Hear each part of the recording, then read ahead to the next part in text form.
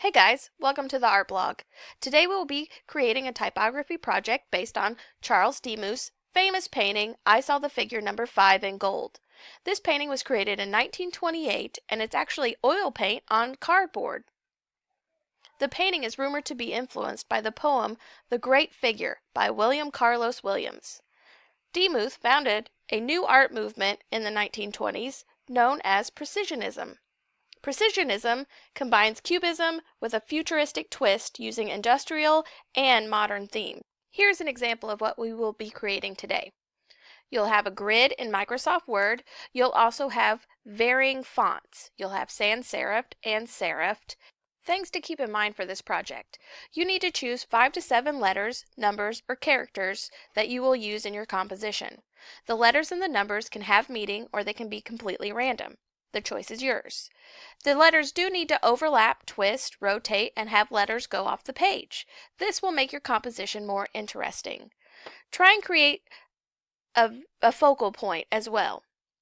The design will be created in Microsoft Word. That's a program we will be using today. And you need to try and vary the sizes and the angles of the letters and the numbers. So let's get started. You will need to locate Microsoft Word. Once you click on Microsoft Word, you'll create a new document, a blank document, and we need to change the orientation. In order to do that, you need to click on the Layout tab. Once you have the Layout tab selected, you'll click on Orientation and change it to Landscape.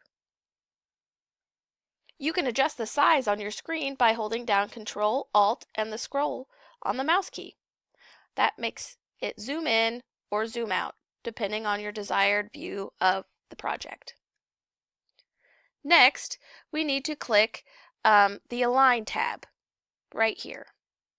You are going to select Grid Settings. This is what's going to give us our grid.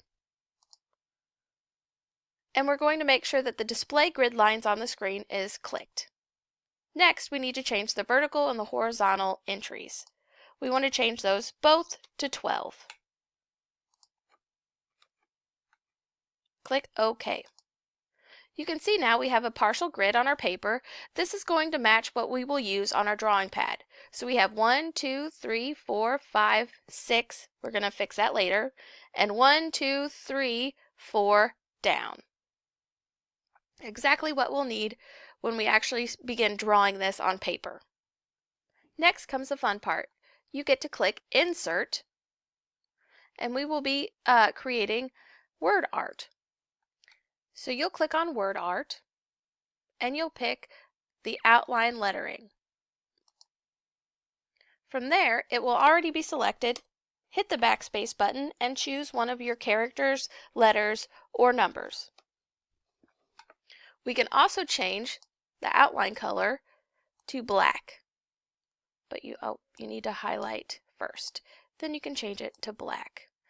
Now we can resize the box by clicking on the toggles, but it won't resize the text. In order to resize the text, you need to highlight, click the Home button, and change it to the desired text size. But you'll see it only goes to 72. Therefore, you'll have to click and experiment with different font sizes. 500, you can move the text box around. You can also highlight it and change your font. So Times New Roman has a nice serifed, which is the kickouts on the stems of the letters. You can try all different sorts.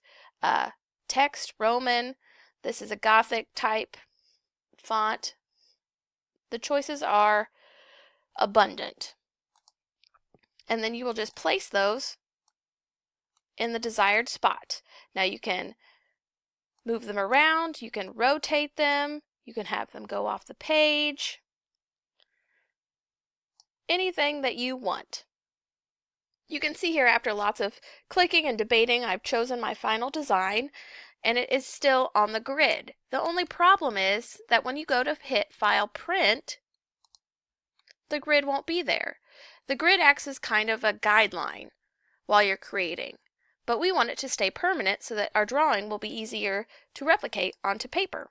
So in order to keep that when we print it out, we need to use the Insert Shapes tool, and we'll be using the line tool right here.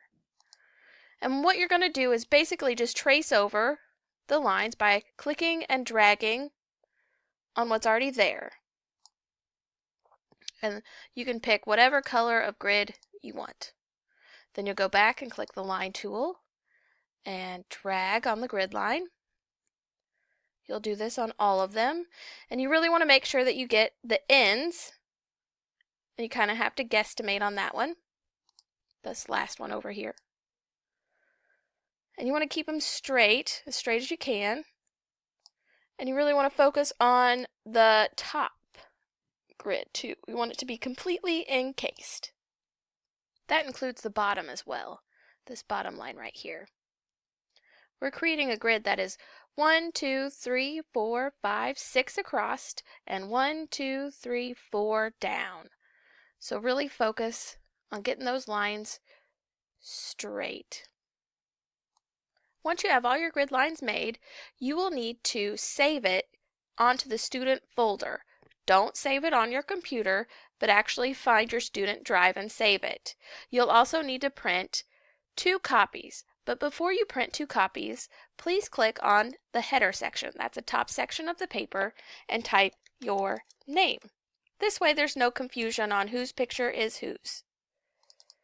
You'll also need to print 2 copies. And now when we hit File, Print, you'll see that our grid stays in place. So good luck, guys, and enjoy creating your artwork.